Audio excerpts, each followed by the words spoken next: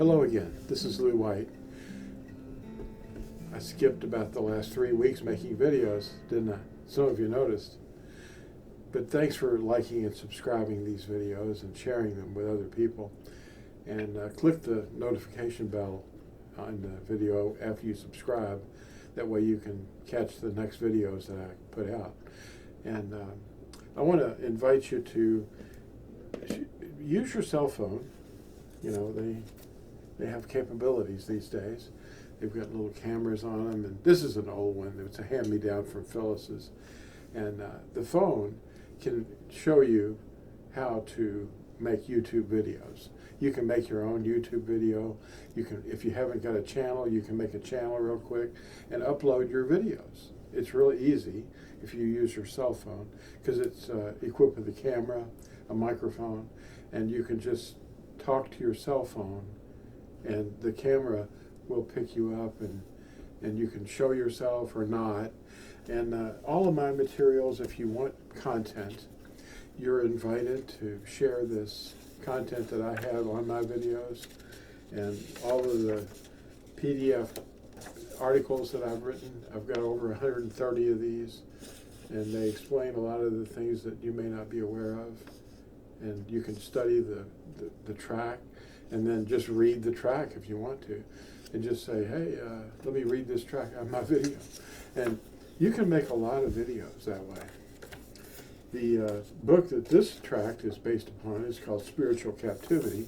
It's a book, and you can get it at Amazon.com. And it's got a fun little guy right down here. See the little pumpkin head with the Christmas tree hat? That was me, and probably you. Maybe some of you are still there, being that guy. But these things that we practice in Christianity, for example, we were raised in it from children, and we've taught ourselves to perform holidays that are not scriptural, and they're dangerous. They're actually witchcraft. So we don't want to get involved in any of that, but as you learn, you'll grow. And I'm still growing.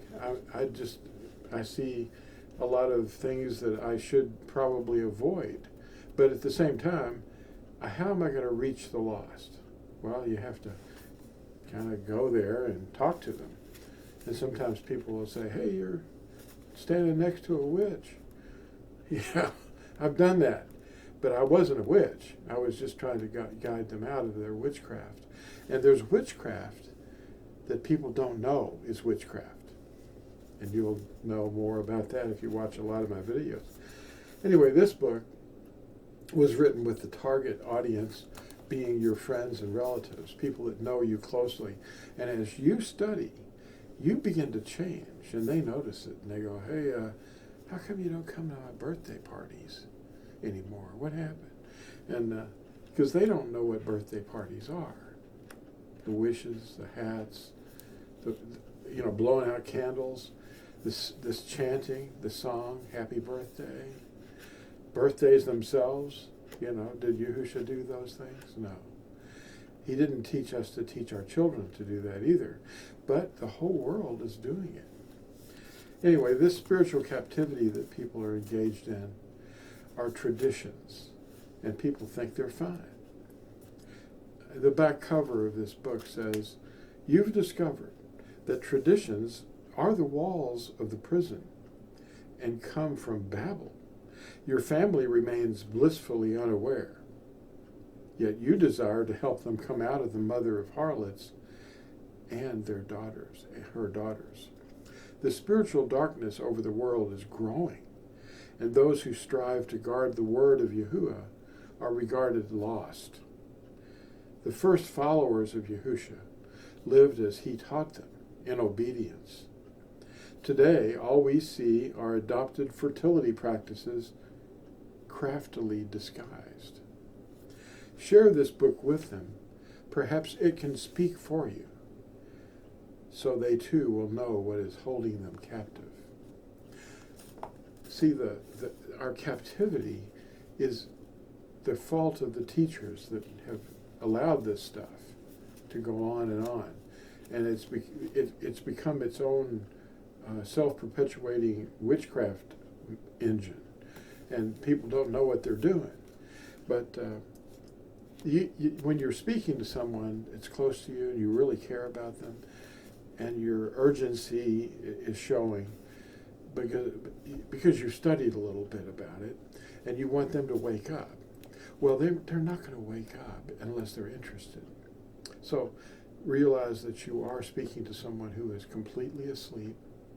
They're just going through life, getting older each day, and not learning anything because they're not interested in learning anything. They just want to be happy and do what they were taught to do when they were children. The stumbling block is our youth. It's the way we were raised. And we think it's okay because the whole world loves it.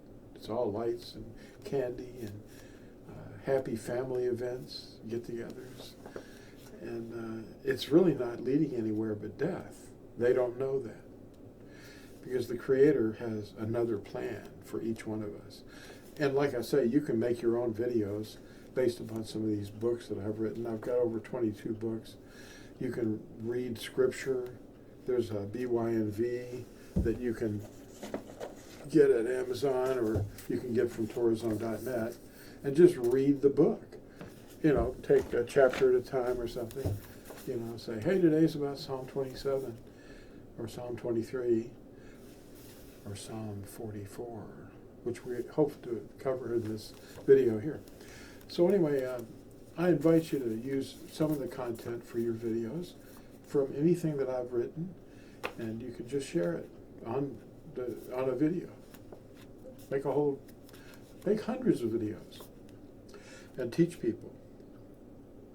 Well, anyway, the arguments that you get into when you speak face to face with people about these things, they're not going to produce anything beneficial for the person you're speaking to. You just look like somebody who's ranting and they don't get it.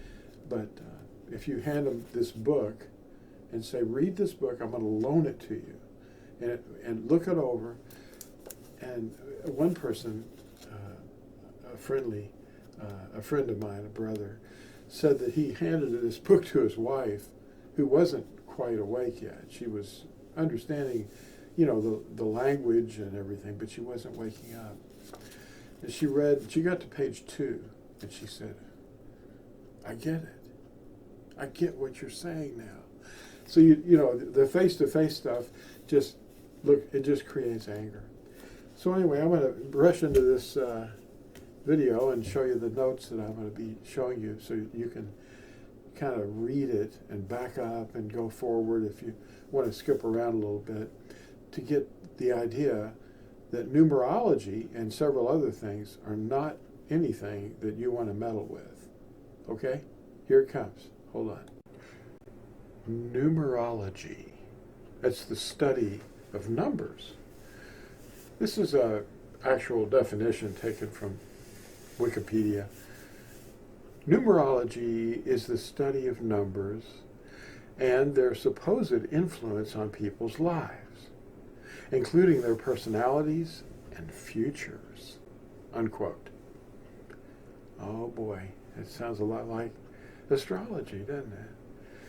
Now, these are some beliefs about numerology.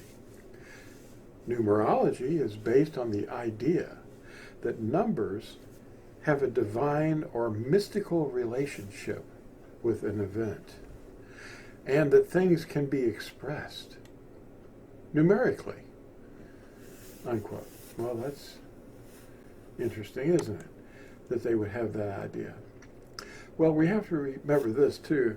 Our words that we speak, we can divide them up and make numbers out of them and look at the relationship to the number that they add up to, and compare them with other words that add up to a similar number.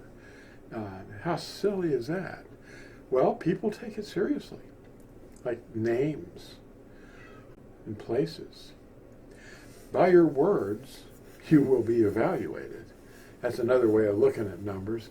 Evaluation means that you're going to be judged and tested by the words that you speak, especially if you're a teacher. If you're misleading people with nonsense, And it doesn't help them obey Yahuwah at all. It just makes you look like you're smart, or you're using it for Gnostic purposes. Gnostic, or you're searching for knowledge. And this secret knowledge is bound up and hidden away for people to discover. Oh, and there's that. That's not what we're supposed to be all about. At Matthew chapter 12, Yahusha warns us about our every idle word. A tree is identified by its fruit as good or bad. It's either a good tree or a bad tree. And the tree in this case is referring to a person. The Hebrew letters, now let me just say, this is a word that usually people see as Hebrew. Well, Hebrew is a recent word, but the original name of the language of Eber, that's a man, was written down in script form, and they would communicate information by writing it down. Prophets wrote with letters that became words. Ebereth, and that's in the scriptures. It's also called Yehudith, but you can see the EBR in the word Hebrew. See the EBR? Because Eber is written with 3 letters, actually. Just EBR. Ayin, Beth, Resh. That's his name. Anyway, the letters that are called Hebrew are not what people think they are. They also represent numbers or quantities. You should avoid numerology because it's a search for extraneous knowledge that amounts to a waste of your time. It's Gnosticism in the form of Kabbalah, which is rabbinic mysticism. The yoking with forces. Its goal is to achieve yoking with forces. That's its goal. And to receive information that's really not there. They've got 4 levels that really they get from Hinduism. The 4 levels that they look for. Essentially, numerology is divination. A bookmark that we have available at Torazone.net provides the values of the Hebrew letters, the Ebereth letters.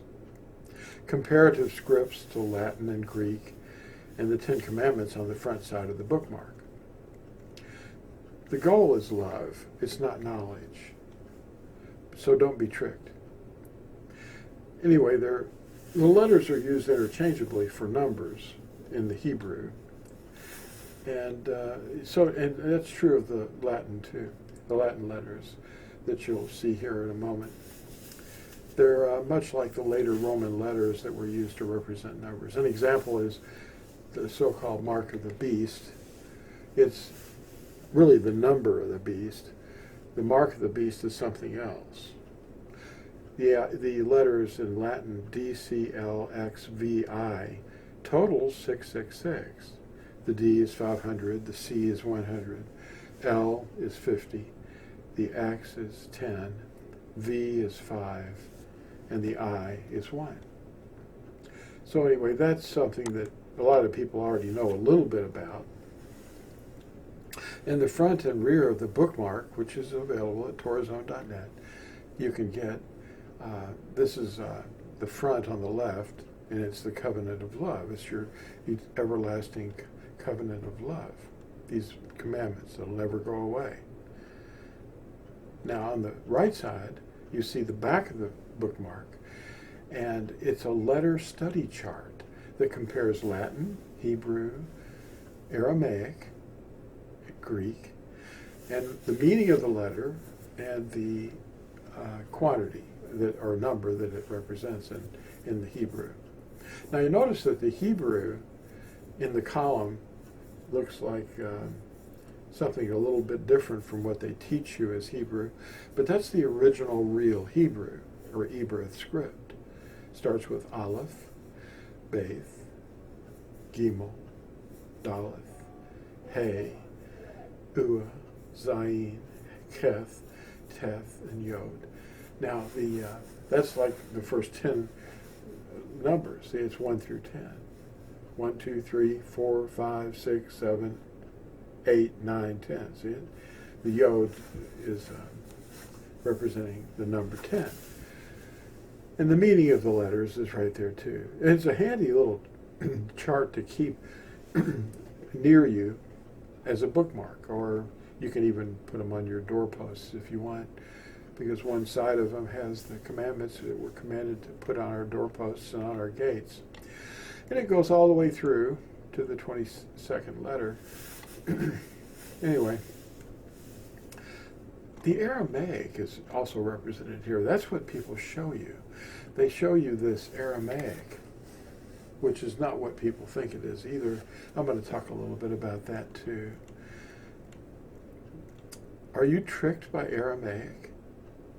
Archaeological discoveries, such as the Moabite stone, the copper scroll, the Yashayahu scroll, that's Isaiah, and this scroll was found in the Dead Sea Scroll area in the caves, and these were stolen by Jesuit cave looters at Qumran in 1947, before there was a government there to protect the treasure of Israel.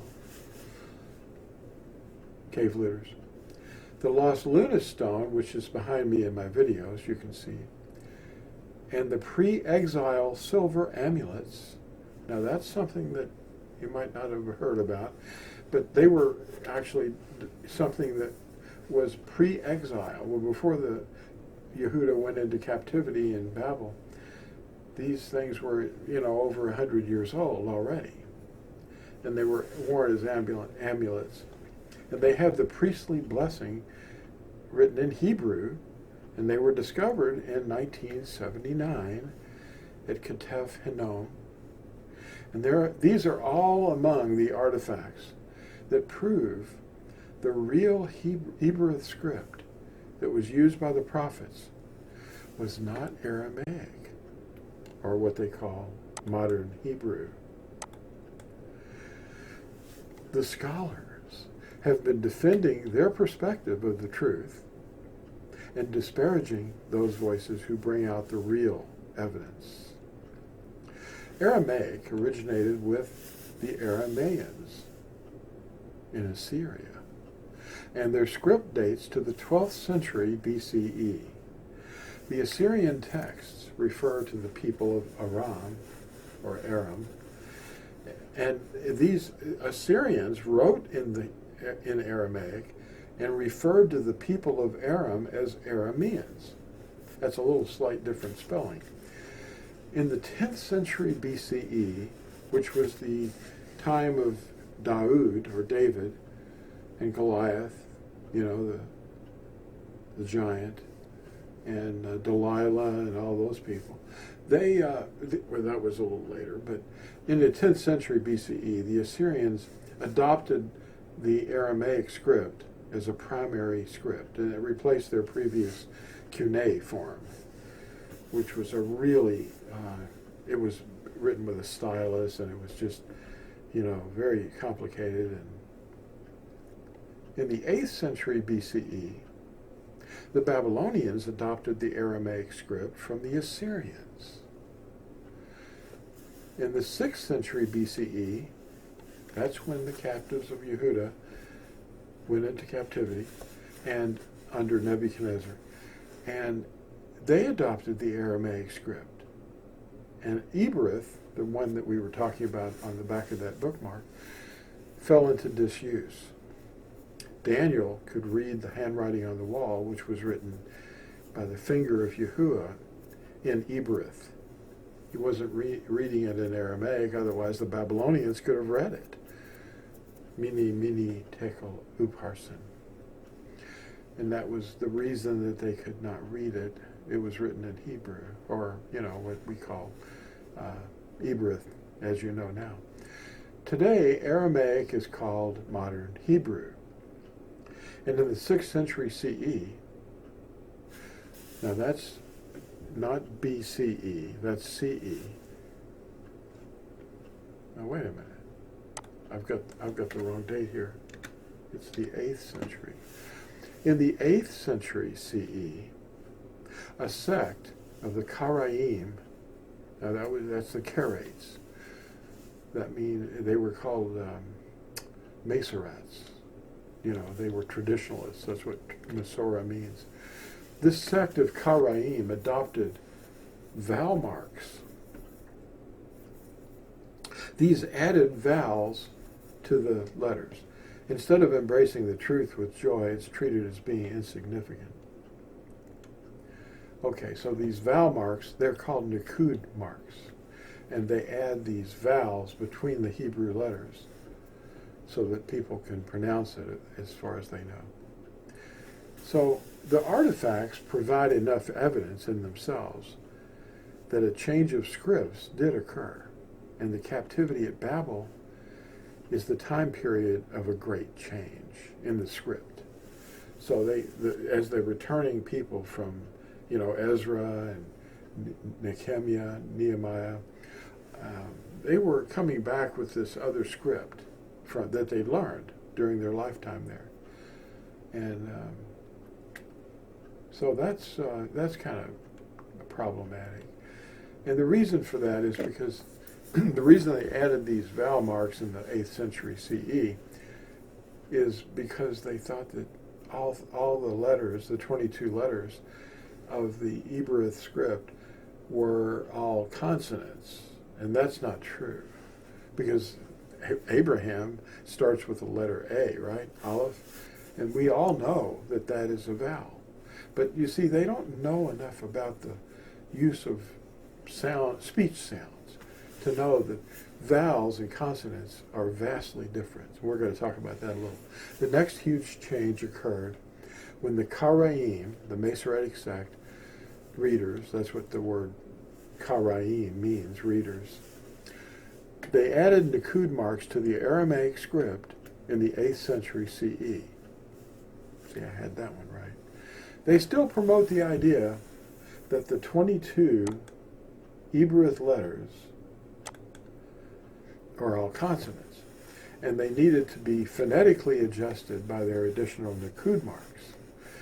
They, and those who listen to them, do not know the difference between a vowel and a consonant, so the confusion is allowed to continue. Vowels are speech sounds using only the breath and mouth cavity.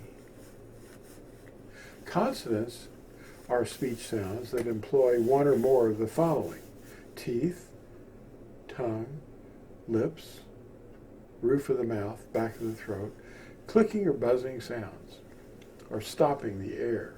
That's another aspect of a consonant.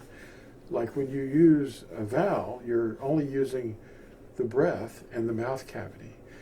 A, E, I, O, U.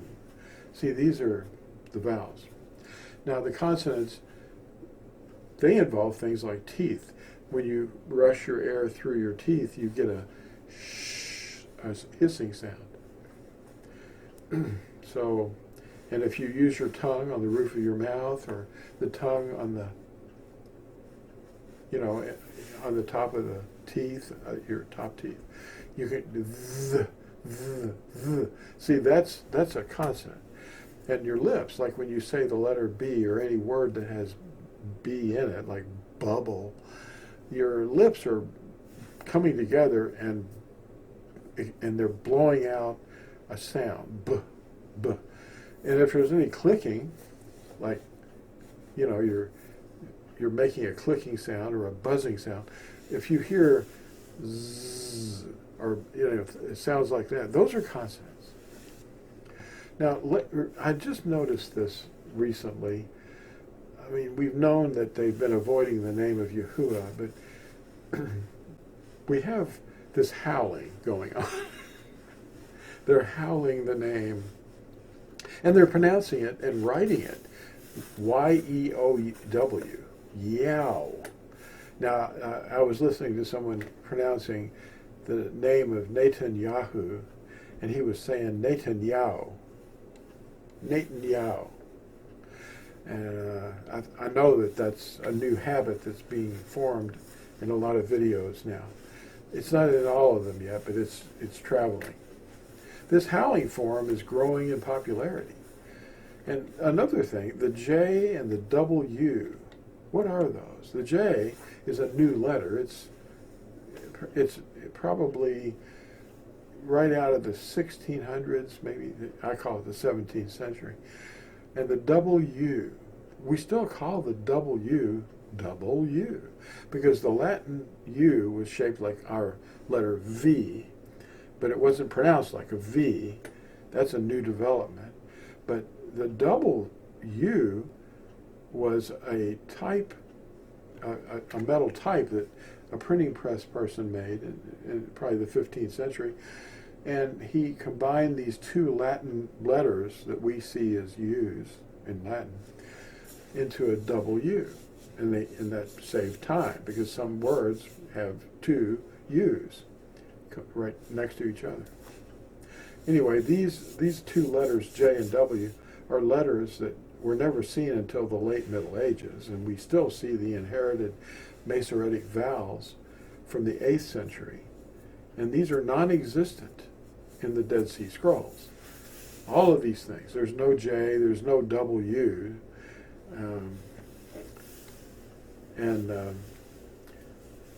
the Masoretic vowel marks, called Nakud marks, there's no marks in there. The Dead Sea Scrolls don't have any marks, or, assisted phonetic directions.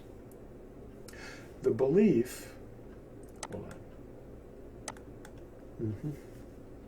the belief that the 22 Ibrith or Hebrew letters are all consonants and in need of Nakud marks is incorrect. The 4 letters of the name are Yod, He, Ua, He, all vowels. And you can see that in your concordance, H3068.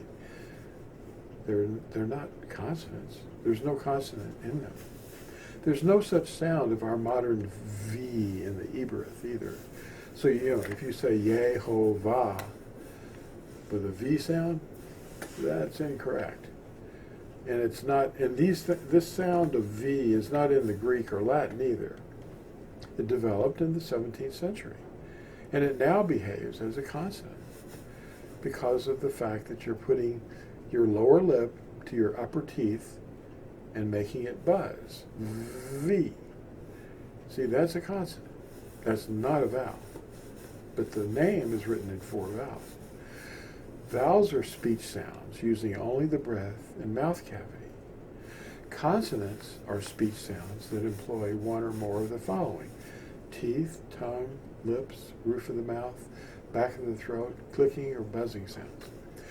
Now, more details about these and proof that the name Yahuwah is 4 vowels is found at this website, fossilized.com, fossilizedcustoms.com, //4vowels.html.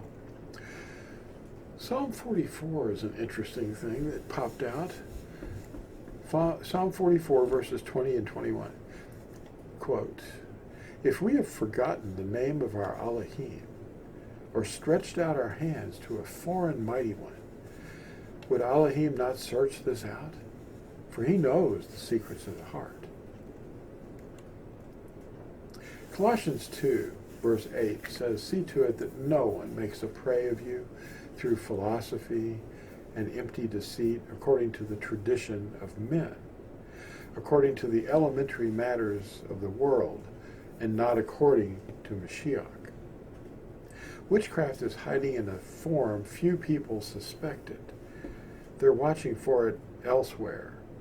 The dragon's servants are masquerading as messengers of light. Hey, that magician looks kind of familiar. What's missing? The translators removed the name of Yahuwah at least 6,823 times in the Tanakh.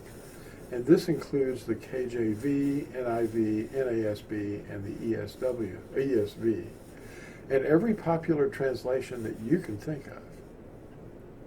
The prefaces of these translations admit doing it, claiming they are passing along the tradition. Lord is an English word. It's the meaning of the Greek word kurios, and the Latin Vulgate, dominus. That's what dominus means. The Hebrew meaning of Lord can be husband or owner, but it's a proper name. Instead of a reference, as a reference to a name, it's Bel. Now that's Beth, Ayin, Lamed. In Hebrew, you can look it up as H1167. And a lot of people spell it Baal. Okay, now that might be bad. It is bad. The KJV is a direct translation of the Catholics' Latin Vulgate into English. Read their prefaces. Don't be deceived by misdirection. Well, I'm going to shorten it now, and we'll get to these other things later. But thanks for watching. And like and subscribe, don't forget. And we'll see you in the next exciting video.